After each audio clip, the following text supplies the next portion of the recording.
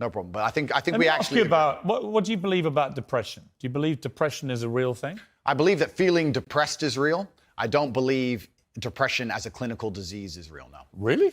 Correct. You don't believe people can be clinically depressed? I think PTSD is very real. Unfortunately, I have some friends who suffer from that. I know that feeling depressed is real. I believe that the number one power you have against these things are trying to take control of your own mind and affecting your own life. I believe that it's not healthy to hand over all your power and believe that depression is an outside disease that you can't affect. I know that when I've had difficult periods in my life, and also many of my friends, like I've said, suffered from PTSD and been through terrible things. I've lived a very difficult life, and I know people who have, that the things that made them feel better is when they woke up and said, you know what, I'm not going to allow this to damage me anymore. I'm going to take responsibility. I'm going to get up and I'm going to fight this as hard as I can. Right, and by the way, on that, I agree. So we agree. Right? My favorite speech is the Rocky Balboa one. Okay, so then we agree. Okay, well, let me explain why. If someone comes to me and says, I'm clinically depressed or I feel very, very sad, I would say the first thing you need to do is stop accepting the identity of a clinically depressed person. Stop accepting you have no control over this. And what you need to do is stop identifying that way, and let's work together to try and fight against it. But there isn't an eminent doctor in the world who would tell you there is no such thing as clinical depression. Who would not tell you that some people is simply beyond their control. Johann Hari wrote a book saying exactly that, my friend. He's not an eminent doctor. No, but he's a journalist. I said depression wasn't real long ago and was attacked for it. Then Johann Hari wrote a book, which What's actually... What's it got to do with Johann Hari? Because he wrote a book proving me right.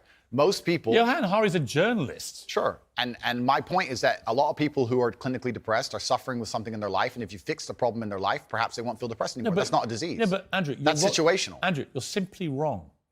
If that's what you believe, Piers, it's what I believe. I don't believe in things that take power away. There is not an eminent doctor in the world Piers, that would agree with you. Piers, do you think you know more than doctors? I can't become clinically depressed. Why do you know? Because I don't believe in it. I can't be haunted by a ghost if I don't believe in ghosts. Well, that's like saying I'm never going to die because I don't believe in it. It's ridiculous. Perhaps. But if it allows me to live a life where I feel happy and content within myself. This is that little area where you lose me. No, I don't lose you. You are, because Piers, somebody with your following says the thousands of people who have emailed me saying, my doctor told me I was clinically depressed and it's a disease that I have got in my brain and I can't be fixed. And I started listening to you and I realized that that's not the case and I can fix my own life and you're the only person who has ever helped me. Oh, Andrew. Thousands of people have emailed me that exact email. If you think you are single-handedly curing people of clinical depression, you are living in cloud cuckoo land. I am reading the emails of people who I have cured of clinical depression. You're reading emails from people who... I respect that you think my view is dangerous, and I respect you have the right to view that, to think that. I think that clinical depression, I actually agree with you, is massively overdiagnosed. I've already said that PTSD is a very real thing. I've already said... hang on. Okay. Again, you're misquoting me. I did not say clinical depression is massively overdiagnosed. I said that people who claim to be depressed but don't have clinical depression... I believe feeling depressed is real. I do not believe it's a disease that you catch from the sky and you cannot affect. I believe that no matter what happens, I believe you have control of your own mind and you can fight against it. I believe if you change your circumstances in your life, you may feel different. I'll give you a quick example. I had a guy who emailed me saying he was clinically depressed and he was going to kill himself. I obviously am not a psychiatrist, I'm not a doctor. I told him, because I replied to my emails. I said, have you been to a psychiatrist? He said, yes, I'm clinically depressed. I've been on these pills, this amount of time. I'm on antidepressants, it doesn't work. I said, I don't know what to say to you besides this. And he said he lost his girlfriend. That's why I became clinically depressed. I said, listen, go to the gym, get a six-pack first. Once you've got a six-pack, email me again. If you still feel like killing yourself, I don't know what else to say to you. But I'd say, strong body is a strong mind, go train. He went, he started sending me progress pictures, emailing me him getting in better shape, and eventually got a six-pack. He's now a professional bodybuilder. And he said, I can't believe I was considering that. I feel so much better, etc. The doctor who was telling him he was clinically depressed and couldn't cure it, he started taking control of his own life, and now he felt better. Now, I'm not saying it's the case for everybody. No. I'm just saying. Here's my question. Influence over disagree. people. It's very responsible because I'm saving people's lives. I disagree that if you feel depressed, I disagree that you cannot affect it and change your life and take control and fix yourself and feel happier. I disagree with that. Do you think? I refuse to accept that there are people out there who cannot become happy, contented individuals. I refuse to accept we live in a world where God has created people who, no matter how hard they work and how good their life becomes, can't be happy. I don't accept that. I accept that the universe is a very giving place and that God loves all of us. And if you try your best and you work hard, you can become a better person. And I also will argue with you, and I'll counter the point that you sitting here on your platform telling people they have clinical depression, there's nothing they can do about it, is far more dangerous. Okay, well then, if they have clinical depression... Why do you misquote me? No, because you're saying... You hate being misquoted. No, you're saying if people have clinical depression, that they have nothing a to disease. do about it. They go to a doctor and they get diagnosed and they get help. Then I would argue the point that if It's somebody... the complete opposite of what you just said I said. I would argue the point that if somebody has depression of any kind, whether it's clinical, whether it exists or not, whether they feel depressed or not, whatever, that taking control of their life, taking personal responsibility and working hard is always going to be the positive, best thing they can possibly do for their life going forward. How positive and the people is going around it? them. So sitting here saying, I don't believe in clinical depression, you don't believe in depression. No, I don't. I believe that people can take control and fight against things. Right. I believe in personal sovereignty. Right. Fine. Good. So we agree.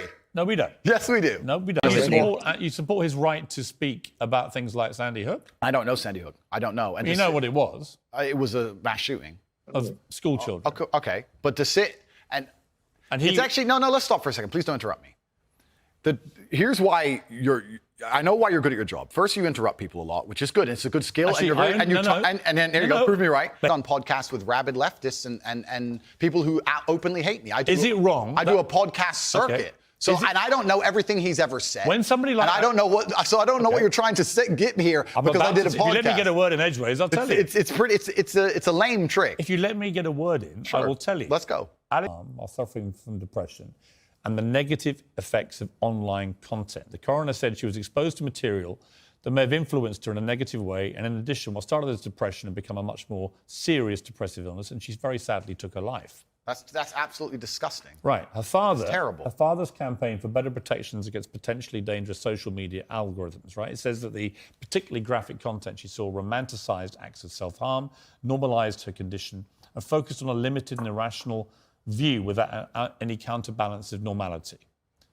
First of all, what is your response to that? Nothing to do with you. That's the first thing. Yeah, it is nothing to do with me. The fact that a 14-year-old girl took her life is truly sad. The world we live in today is... The fact that something like that happened is almost mind-blowing to me. That's truly sad. I actually feel sad inside to see something like that. This fact that they just said it's romanticizing the gory element. I don't know what she was watching, some kind of suicide videos thing. I don't know where these things are created. Do you think the tech companies should be much tougher about stuff like this? I don't know what kind of things she watched, obviously. I have to be a professional here. I think that the tech companies need to do their best to protect people, I guess, to a degree. But it's a slippery slope, isn't it? And then they use this slippery slope to silence some people and to right. And I think it's a really fine line, and it's a complicated line. It is very. I was interested in when you did an interview with the Times, crossed that line. No, I haven't, and this is the thing. And I've been vilified not because of the things I say, because much more extremist content already exists on the internet. I think the reason I've been attacked and vilified is because of the popularity, because I became so massively famous, not because of what I was actually saying. So as a professional, I analyze that and I understand that, okay, I'm massively famous now and certain things have been taken out of context. However, I still do believe I'm a force for good in the world. And I'm not going to sit here and say... Have you changed, though? It's not about changing. Well, it is. We're all involved in an evolution. How old are you now? I'm 36. 36, right? I bet you're a different person to what you were when you were 26. Oh, that's and absolutely, 16, that's right? absolutely a fact. So we all change.